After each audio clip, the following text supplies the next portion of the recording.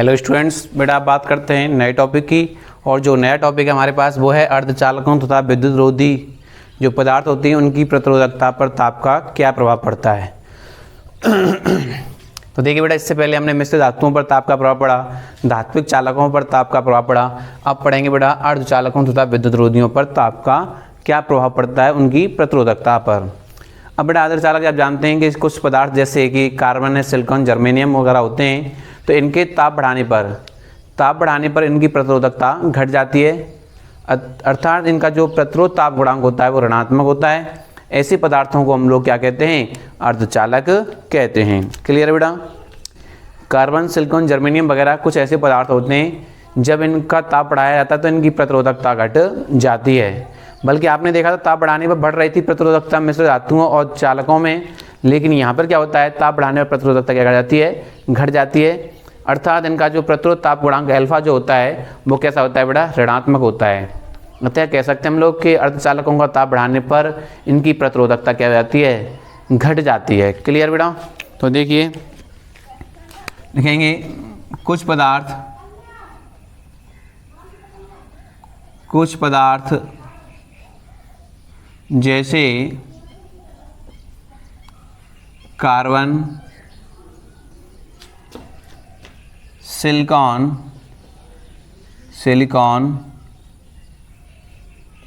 Germanium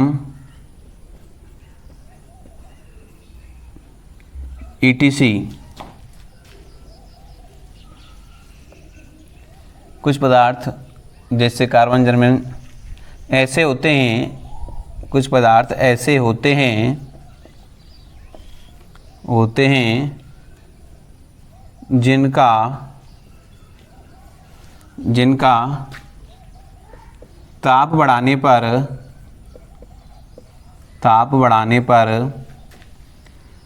प्रतिरोधकता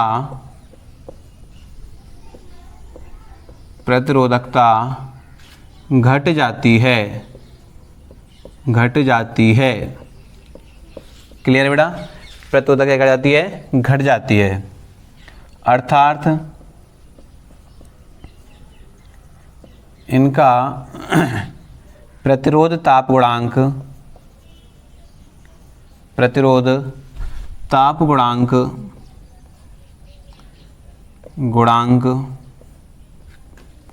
ऋणात्मक होता है।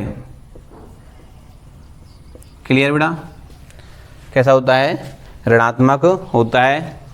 अतः हम कह सकते हैं ऋणात्मक होता है, जिससे ताप बढ़ाने पर क्या होता है बेटा? इसकी प्रतिरोधकता या विशिष्ट प्रतिरोध बढ़ जाता है और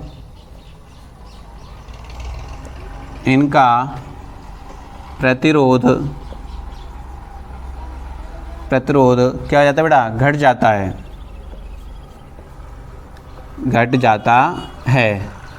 बेटा एक ग्राफ के द्वारा समझेंगे इसको हम लोग। ठीक है बेटा? ये प्रतिरोधकता है, ये ताप है केल्विन में, इसका जो मात्रक है ओम मीटर के रूप में है 0। क्लियर है बेटा? तो ये क्या हो गया अपने पास? ग्राफ हो गया। अब बेटा देखिए, आप जानते हैं कि रो इक्वल टू होता है m/n/e² टाउ। तो मैं आपको बताया कि जब ताप इंक्रीज किया जाएगा, ताप बढ़ाया जा रहा है, तो क्या होगा कि टाउ का मान जो है ताप बढ़ेगा तो घटेगा, और ये घटेगा तो ये बढ़ जाएगा। लेकिन यहाँ पे क्या हो रहा है कि ताप बढ़ाने पर जो प्रतिरोधकता होती है वो बढ़ रही है, क्या कर रही है? सॉरी, घट रही है। प्रतिरोधकता क्या कर रही है? घट रही है। तो घटेगा कब? जब ये बढ़ेगा तो ये घट जाएगा, तो टाउ का जो वैल्यू होता है वो भी बढ़ जाता है। और n की जो वैल्यू होती है ये कम हो जाएगा, तो ये क्या कर जाएगा? बढ़ जाएगा। तो n की वैल्यू भी क्या हो जाएगी? कम हो जाएगी। क्या हो जाएगी? कम हो जाएगी। तो इस आधार पर हम लोग इसको डिफाइन कर सकते हैं कि ताप बढ़ रहा है तो विश्रांति काल का मान बढ़ रहा है, और विश्रांति काल का मान बढ़ रहा है तो क्या हो रहा है? जो विशिष्ट प्रतिरोधकता होती है वो घट जाती है। क्लियर बेटा? अब बात करते हैं कुचालकों की।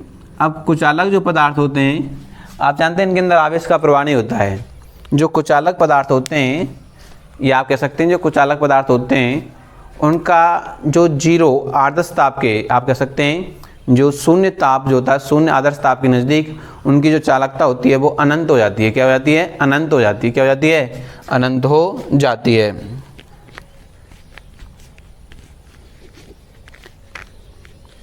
ठीक है बेटा, जो प्रतिरोधकता होती है वो अनंत हो जाती है। ठीक है ना। कुचालकों के लिए प्रतिरोधक ताप घटने बढ़ने पर चालकता रूप से होता है। देखिए बेटा, लिखेंगे कुचालक पदार्थों की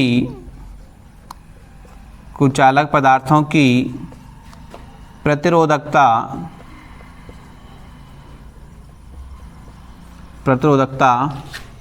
ताप बढ़ाने पर चरघातांकी रूप से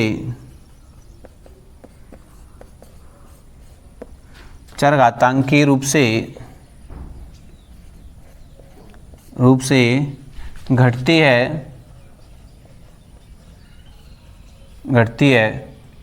अतः कुचालकों की प्रतिरोधकता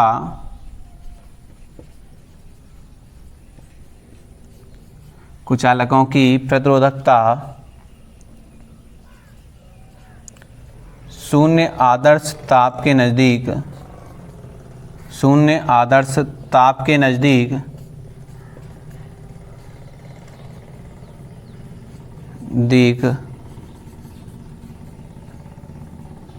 अनंत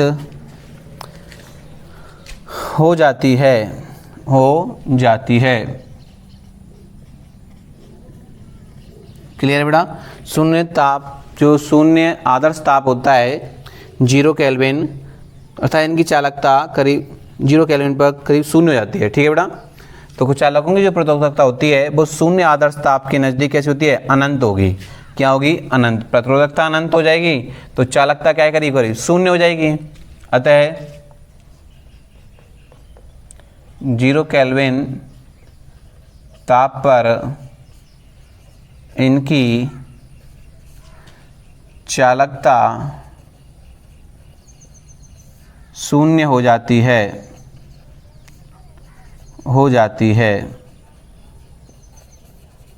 क्लियर बेटा।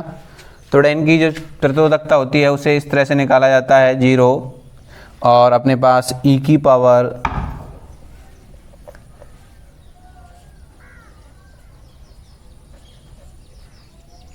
जी अपॉन में बेटा प्रति kT। ये विशिष्ट प्रतिरोधकता होती है, विशिष्ट प्रतिरोध या प्रतिरोधकता होती है।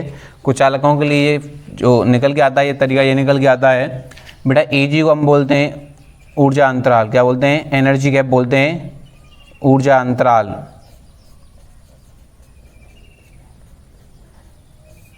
क्लियर बेटा।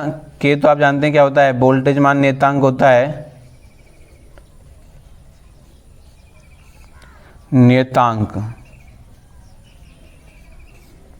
जिसकी वैल्यू होती है 1.38 गुणा 10⁻⁻⁻23 जूल प्रति केल्विन। क्लियर बेटा। और टी तो आप जानते हैं क्या होता है? ताप होता है। क्लियर। क्या हो गया? ताप हो गया डिग्री में। तो बड़े कुचालकों के आ गई सी बात है। कुचालकों का ताप बढ़ाने पर उनकी जो प्रतिरोधकता होती है वो चरघातांकी रूप से घट जाती है। क्लियर है? सीधा तरीका है। ये एक अर्धचालकों के लिए आया बेटा निकल करके। अब बात करते हैं बेटा विद्युत अपघट्यों की प्रतिरोधकता। देख लीजिए बेटा, इसका स्क्रीनशॉट ले लीजिए। अर्धचालकों में ताप बढ़ाएंगे तो प्रतिरोधकता घट जाएगी और कुचालकों में ताप बढ़ाएंगे तो प्रतिरोधकता घट जाएगी। देखिए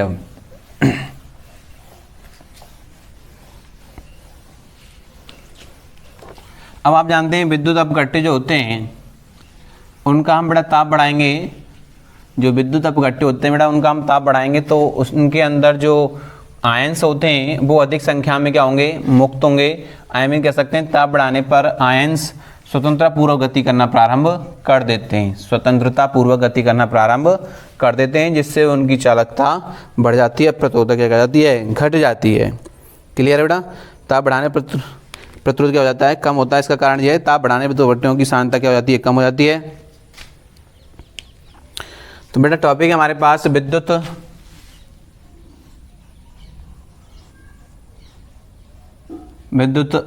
अपघट्य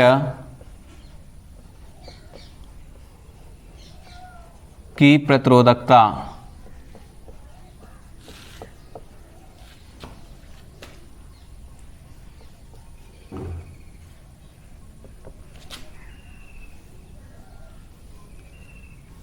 देखिए बेटा विद्युत अपघट्य की प्रतिरोधकता। अब देखिए विद्युत अपघट्य आप जानते हैं कोई भी घोल होता है जैसे NaCl है, नमक वगैरह है, तो उसमें इसे जो NaCl है वो अपने अपने आयंसों में टूट जाता है, उसे हम क्या कहते हैं, विद्युत अपघट्य कहते हैं। उस पर विभवांतर आरोपित करते हैं तो वो अपने आयंसों में टूट जाता है, Na पॉजिटिव हो जाता है और Cl क्या हो जाता है, नेगेटिव हो जाता है, जिसे हम क्या कहते हैं, विद्युत अपघट्य कहते हैं। अब बेटा विद्युत अपघट्य पर जब विद्युत अपघट्य के ताप में जब वृद्धि की जाती है तो उनकी जो प्रतिरोधकता होती है वो क्या कर जाती है, घट जाती है, क्योंकि ताप बढ़ाने पर विद्युत अपघट्य की जो श्यानता होती है वो कम हो जाती है। श्यानता क्या हो जाती है, कम हो जाती है। जो विस्कोसिटी होती है, श्यानता जो होती है वो कम हो जाती है, जिससे विद्युत अपघट्य के अंदर जो आयंस होते हैं वो स्वतंत्रता पूर्वक गति करना प्रारंभ कर देते हैं, जिससे उनका प्रतिरोध क्या हो जाता है, कम हो जाता है या प्रतिरोधकता घट जाती है। अर्थात विद्युत अपघट्यों के लिए प्रतिरोध ताप गुणांक कैसा होता है, ऋणात्मक होता है। लिखेंगे बेटा किसी विद्युत अपघट्य का ताप बढ़ाने पर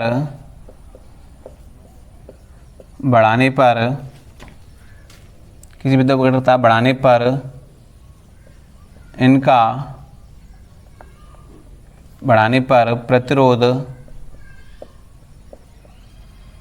प्रतिरोध कम हो जाता है, प्रतिरोध कम हो जाता है। ठीक है बेटा, क्या हो जाता है बेटा, कम हो जाता है, क्योंकि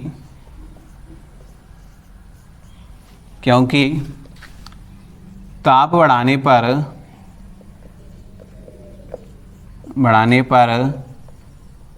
विद्युत अपघट्य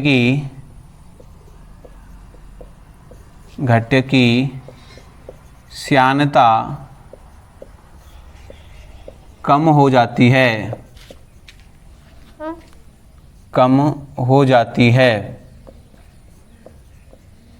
जिससे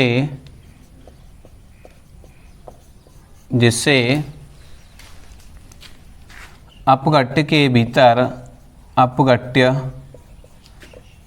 के अंदर आयन स्वतंत्रता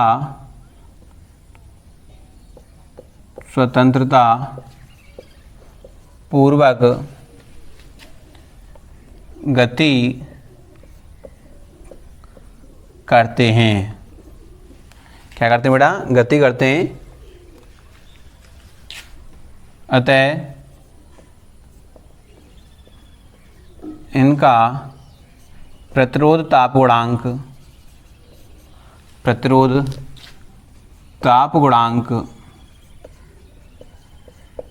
ऋणात्मक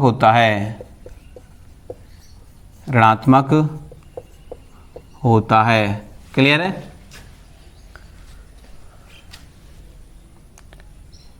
और प्रतिरोधकता क्या हो जाती है, कम हो जाती है, और प्रतिरोधकता